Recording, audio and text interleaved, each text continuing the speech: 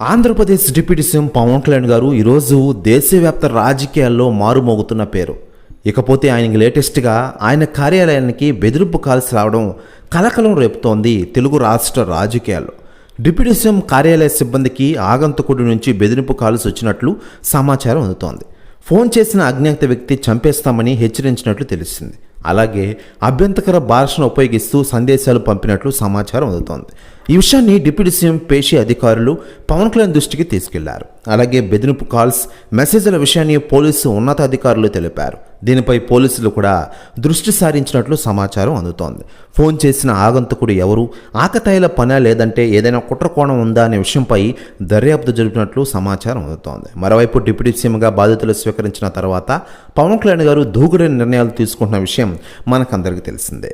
అయితే లేటెస్ట్గా అందుతున్న సమాచారం ప్రకారం పవన్ కళ్యాణ్ గారికి బెదిరింపులు రావడంతో సెక్యూరిటీగా రంగంలోకి బ్లాక్ కమ్యూనిస్ట్ దింపుతోందట కేంద్రం. ప్రెస్ న్యూస్ కూడా తెగ వైరల్ అవుతోంది ఆంధ్రప్రదేశ్ రాష్ట్ర రాజకీయాల్లో. కాకపోతే పవన్ కళ్యాణ్ గారు ముఖ్యంగా దూకుడైన నిర్ణయాలు తీసుకున్నారు. సనాతన ధర్మ పరిరక్షణ కోసం ఉద్యమిస్తున్నారు.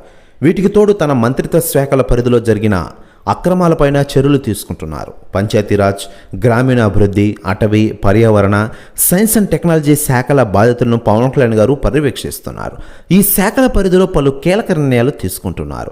ఇటీవలే కాకినాడ పోర్టును సందర్శించిన పవన్ కళ్యాణ్ రేషన్ బియ్యం అక్రమ రవాణాను కూడా బయటపెట్టిన సంగతి మనకందరికీ తెలిసిందే. అయితే దూకుడే నిర్ణయాల మీద ఉన్న పవన్ కళ్యాణ్ గారిని బెదిరించే ప్రయత్నం కూడా కావచ్చని కొంతమంది అభిప్రాయపడుతున్న విషయం విదితమే.